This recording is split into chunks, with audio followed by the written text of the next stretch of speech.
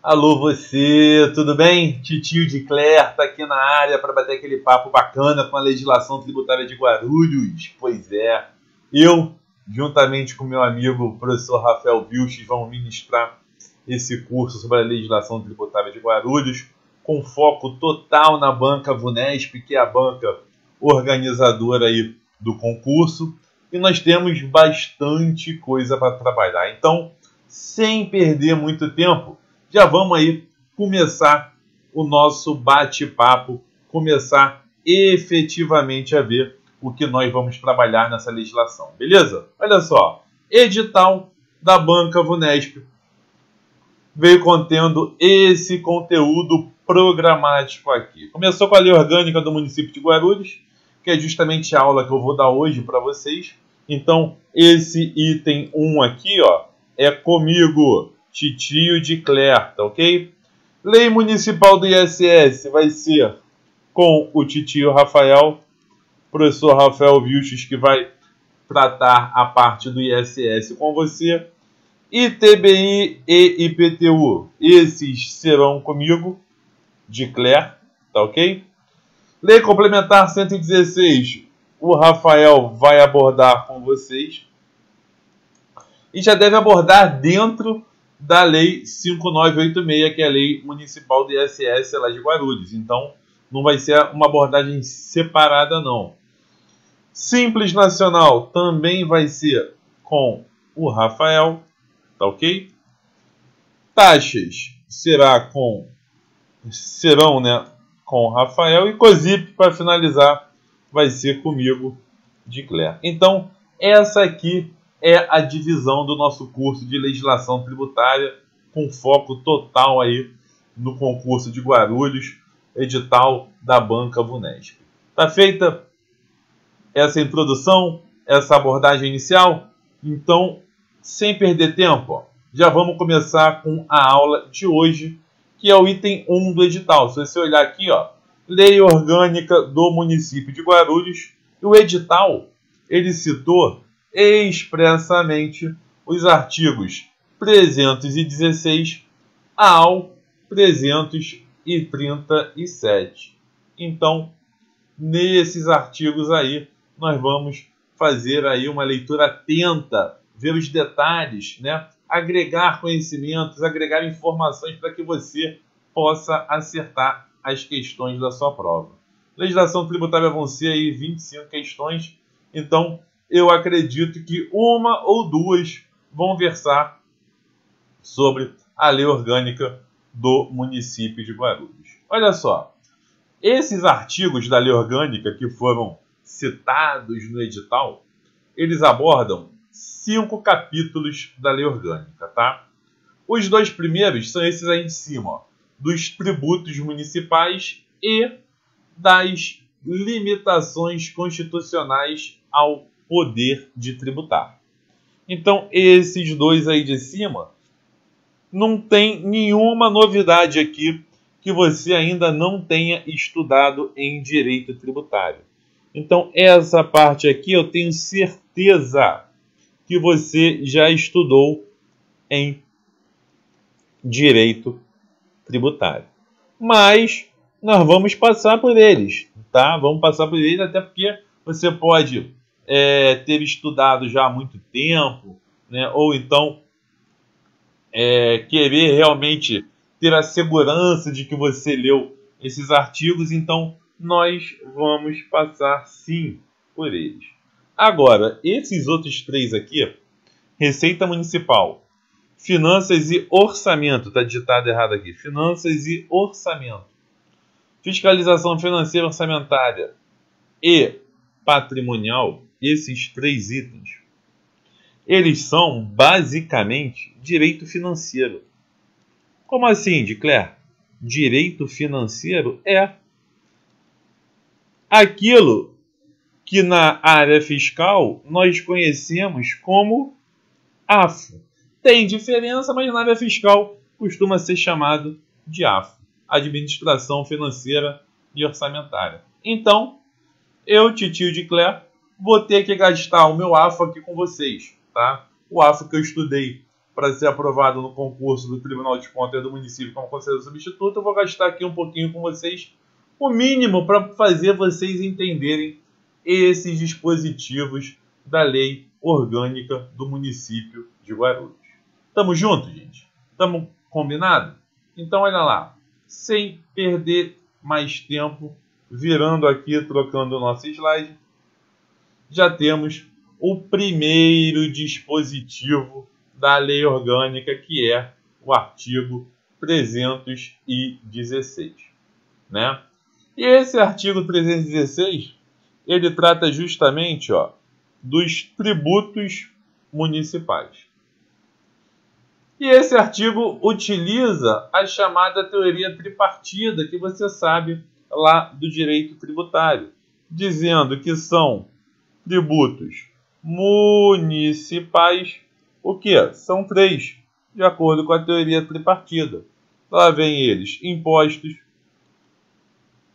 taxas e contribuição de melhoria.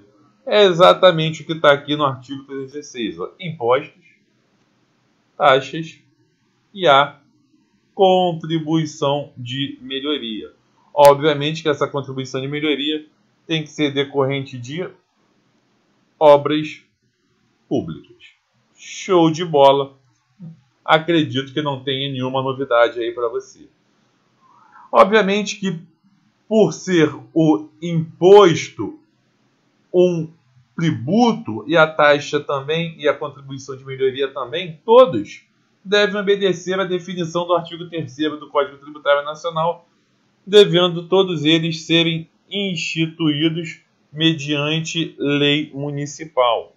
Instituídos por lei, em se tratando do município de Guarulhos, um ente municipal, né?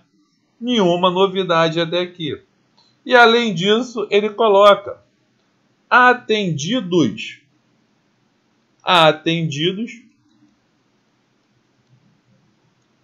os princípios estabelecidos na Constituição Federal, aqueles princípios da legalidade, da noventena, né? Do não confisco, e nas normas gerais de direito tributário, aqueles princípios estabelecidos no CTN, no Código Tributário Nacional. Então, atendidos os princípios da Constituição Federal e das normas gerais de direito tributário. Está esquematizado aí bonitinho esse artigo 316 para você, mostrando que não há nenhuma novidade, nada que nos chame a atenção. 317. E aí, já vem o artigo 317 dizendo que os tributos sobre imóveis urbanos deverão ter alíquotas menores em benefício de trabalhadores de baixa renda ou de proprietários de uma única moradia com padrões mínimos de construção. Gente, deixa eu sair da frente para nós tratarmos disso aí. Olha só. Ele colocou aqui sobre os tributos incidentes em imóveis urbanos. Basicamente, o que ele está se referindo é o IPTU, Imposto sobre a Propriedade Predial e Territorial Urbana. Esses impostos, eles devem ter alíquotas menores em razão aqui de duas situações. A primeira situação diz respeito aos trabalhadores de baixa renda. Está aqui o primeiro. E a segunda diz respeito aos proprietários de uma única moradia com padrões mínimos de construção, ou seja, construções simples. Tá? Então, essas duas situações, a lei orgânica do município de Guarulhos indica a aplicação de uma alíquota menor para o IPTU. E aí você me pergunta, Claire, mas na prática, na realidade, isso realmente acontece lá em Guarulhos? Olha só, eu reproduzi aqui logo abaixo o artigo 65 da Lei 6793 de 2010, lei do município de Guarulhos, que trata do IPTU. E nesse artigo 65 aqui, ó, nós temos uma isenção, dizendo que ficam isentos os contribuintes que possuam em seu patrimônio um único imóvel situado no município. Então, está sendo feito aqui uma alusão ao item 2, aos proprietários de uma única moradia. Ó.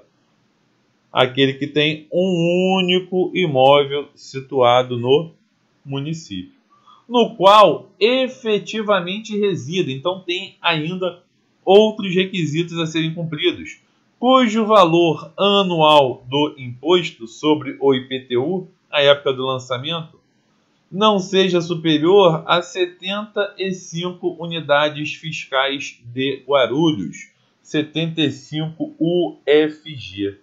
A UFG, Unidade Fiscal de Guarulhos, para o ano de 2019, ela é de R$ 3,3188. Nem sei como é que fala isso, né? Mas é o que eu pesquisei na internet e achei. Conclusão: para ocorrer essa isenção aqui, como o valor anual do imposto não pode superar 75 unidades fiscais, o valor máximo do IPTU nesta isenção é de 75 vezes 3,3188, que vai dar R$ 248,91. Ah, Dicler, já vou decorar isso. Calma que a gente vai ver isso com mais detalhes na aula sobre IPTU. Eu estou aqui apenas exemplificando uma aplicação de um comando da Lei Orgânica do município, tá? Dicler, e a alíquota menor em benefício de trabalhadores de baixa renda? Essa, dando uma olhada por alto, eu não achei na lei do IPTU. Vou pesquisar melhor para ver se tem realmente algum benefício para essa classe, tá? E obviamente que a gente vai abordar isso com detalhes na aula do IPTU. Combinado? Próximo slide aqui, ó, 318, bem tranquilo, dizendo que compete ao município instituir, e aí fala todos os impostos que o município pode instituir. O inciso primeiro a gente já sabe que é o IPTU, Imposto sobre a Propriedade Predial e Territorial Urbana. O inciso segundo a gente já sabe que é o ITBI, Imposto sobre a Transmissão Intervivos a qualquer título por ato oneroso de bens imóveis por natureza da seção física. Direitos reais sobre imóveis, exceto direitos de garantia, que é o penhor, a hipoteca e a anticrese. E a seção de direitos à aquisição de imóvel. O inciso terceiro, ele trata do IVVC, Imposto sobre Venda a Varejos de Combustível, tá? Este IVVC aqui, deixa eu botar um marca-texto, este IVVC, ele foi extinto com a emenda constitucional número 3. Na emenda constitucional de número 3, esse imposto do IVVC ele foi devidamente extinto. E você pensa, Dicler, de quando que é essa emenda constitucional? De 1993, é uma emenda constitucional bem antiga. Mas ele aparece aqui na legislação de Guarulhos. Devemos saber o seguinte: existiu, foi um imposto de competência municipal e não existe mais desde 93. Ou seja, lá se vão 26 anos que esse imposto foi extinto. Belezinha? Por último, o ISS, que é um imposto que será abordado pelo professor Rafael Viches com vocês, tá bom? Então esses são os impostos municipais, impostos cobrados pelo município de Guarulhos e que serão estudados com detalhes no nosso curso de legislação tributária. Sobre as taxas, da mesma forma que ocorre lá no Código Tributário Nacional, artigos 77, 78 e por aí vai, o município de Guarulhos também pode instituir taxas. E essas taxas podem decorrer tanto do exercício do poder de polícia, como da utilização efetiva ou potencial de serviços públicos, sendo esses serviços públicos específicos e divisíveis. Não pode ser um serviço público que não seja específico, ou seja, que seja genérico e que não seja divisível, ou melhor, que seja indivisível. Isso não pode. Já tivemos, inclusive, o caso da taxa de iluminação pública, que foi declarada inconstitucional por não ser específica e divisível. Lembrando também que esses serviços não precisam ser efetivamente usufruídos pelo contribuinte. Basta que o poder público coloque esses serviços à disposição da sociedade, à disposição do contribuinte. Beleza? Então essas são as taxas, nenhuma novidade aqui do que nós já estamos no direito tributário. Contribuição de melhoria, decorrente aí da valorização de imobiliária por conta de obras públicas. Também pode ser cobrada, e essa contribuição de melhoria pode ser cobrada inclusive por qualquer ente, né? Tanto a União, como os estados, como o Distrito Federal, como os municípios. E por último, a contribuição cobrada dos servidores públicos para o custeio em benefício desses de sistema de previdência e assistência social. Essa última é o que eu chamo de contribuição para o custeio do regime próprio da Previdência Social, CRPPS. Então é isso, gente. Contribuição de melhoria aqui e as taxas, tanto pelo poder de polícia como de serviço público. Taxa PP pelo poder de polícia e taxa SP em razão de serviços públicos. Os parágrafos do artigo 318 ainda trazem outros dispositivos que também não inovam em nada ao que a gente já sabe do Código Tributário e da Constituição Federal, começando aqui pelo parágrafo 1º, dizendo que o imposto previsto no inciso 1 será progressivo na forma a ser estabelecida em lei, de modo a assegurar o cumprimento da função social da propriedade. Olha só, pessoal, a Constituição Federal, lá no artigo 182, parágrafo 4º, ela autoriza os municípios a instituírem o IPTU progressivo quando o imóvel não tem uma destinação adequada, quando ao imóvel não se faz cumprir o princípio da função social da propriedade. E aí pode ser estabelecido o IPTU progressivo no tempo, onde as alíquotas vão aumentando de ano para ano. Alguns autores até chamam de IPTU sanção, apesar de nós sabermos que o tributo não pode representar uma sanção a ato ilícito. Para isso nós temos a multa, né? Mas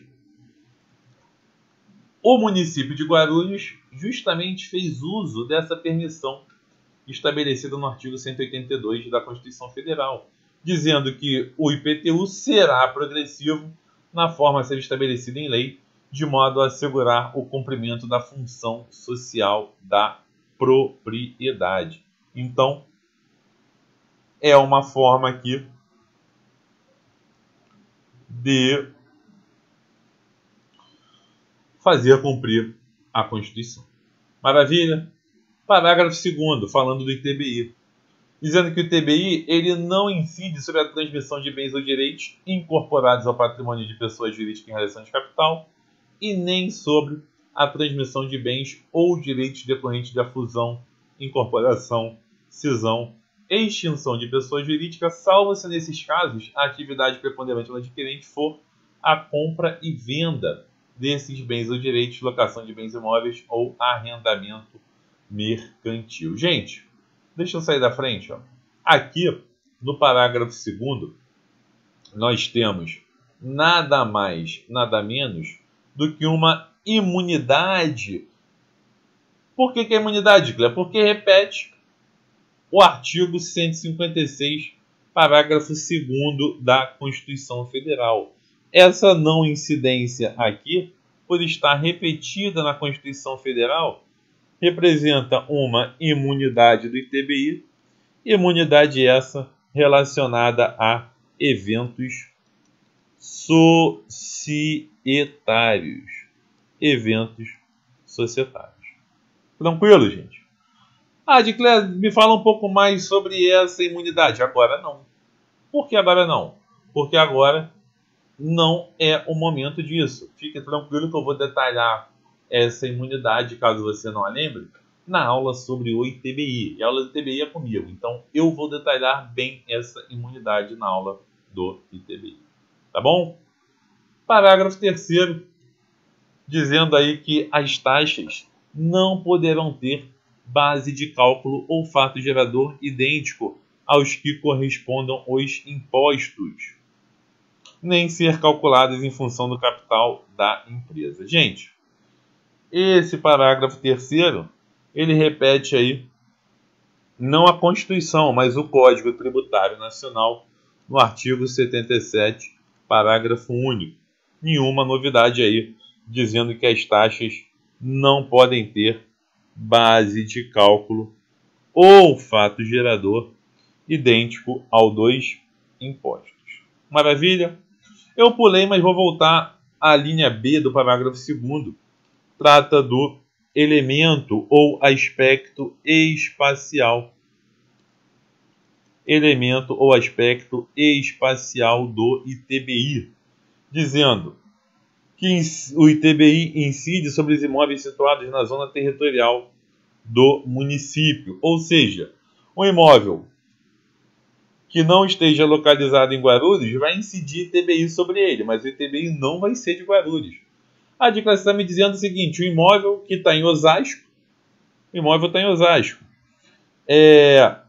eu lavro uma escritura pública sobre esse imóvel num cartório em Guarulhos. O ITBI tem que ser pago para Guarulhos? Não.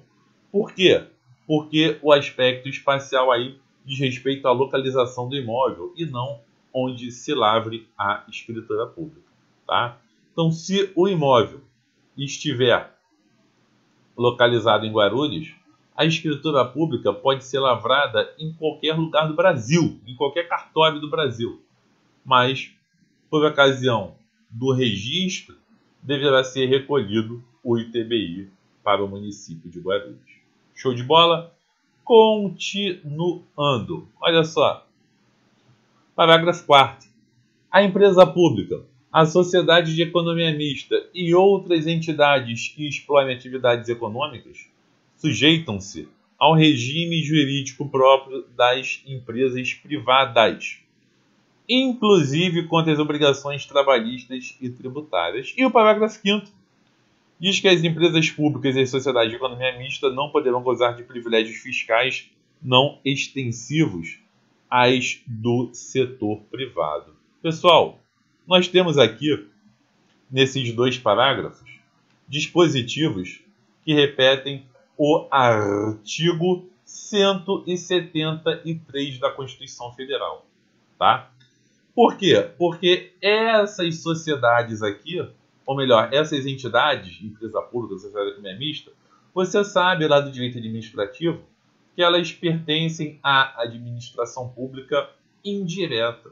Entretanto, mesmo pertencendo à administração pública indireta, elas, quando desenvolvem atividades econômicas, não podem ter privilégios que as outras pessoas jurídicas de natureza privada não tenham, pois isso afetaria o princípio da igualdade de concorrência. Então, as empresas precisam, salvo disposições, exceções estabelecidas, precisam concorrer em igualdade de condições. Justamente por isso que as empresas públicas e a sociedade de economia mista não podem gozar de privilégios que as outras pessoas jurídicas de direito privado que estão no mercado não possuam. Beleza?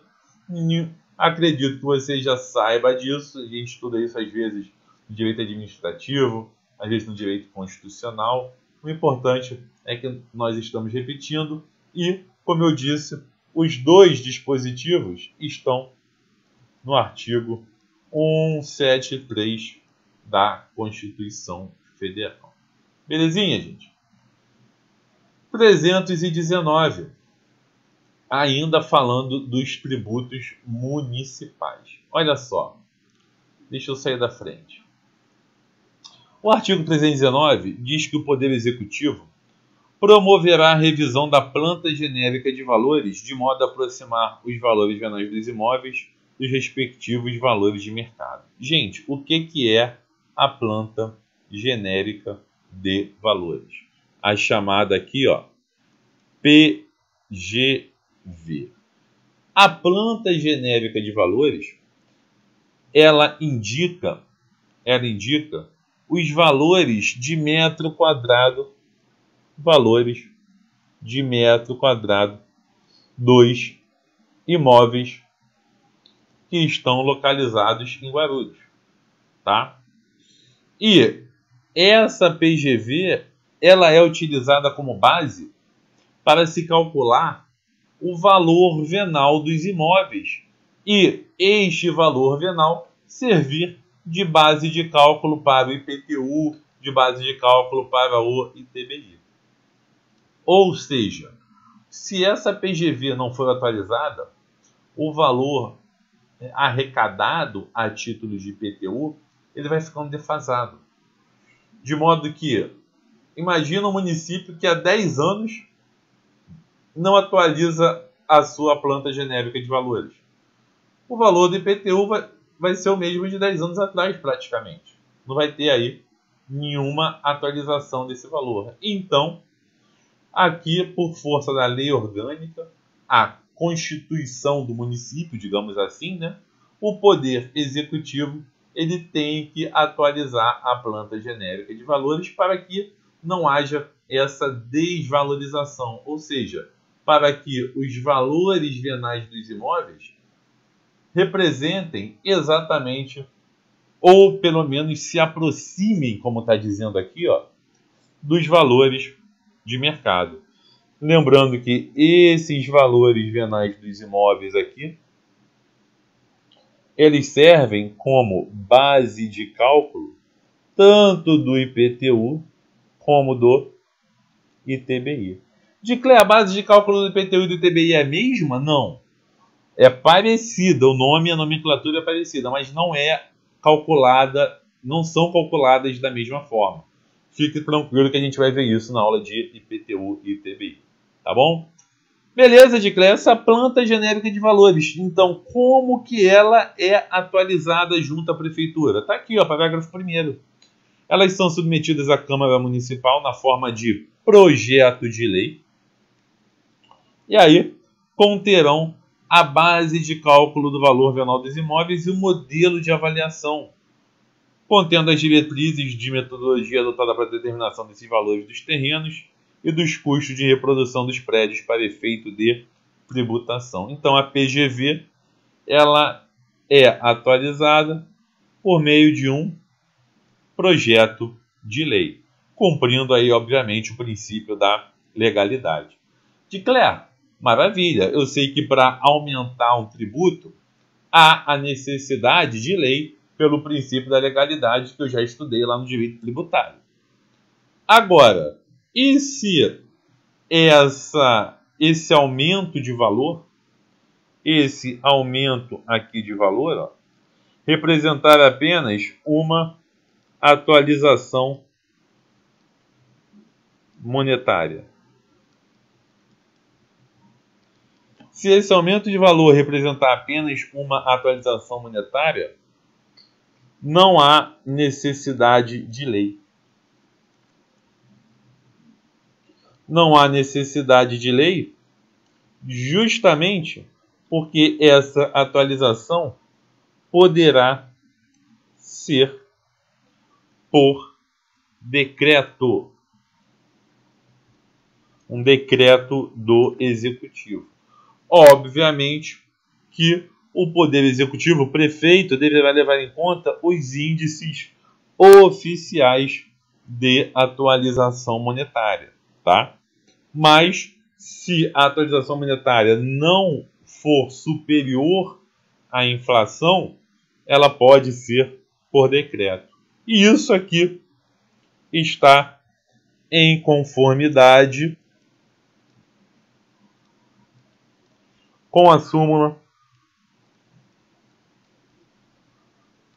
Espera aí que eu errei, acontece, eu também erro. Cadê a borrachinha? Com a súmula de número 160 do STJ. Beleza, gente? Tranquilidade.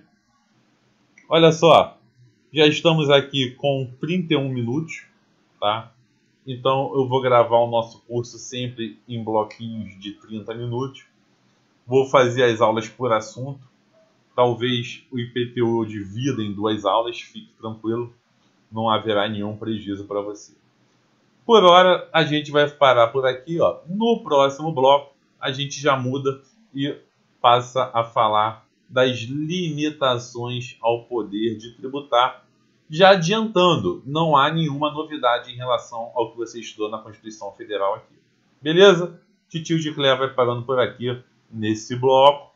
Daqui a pouco eu volto. Tchau, tchau.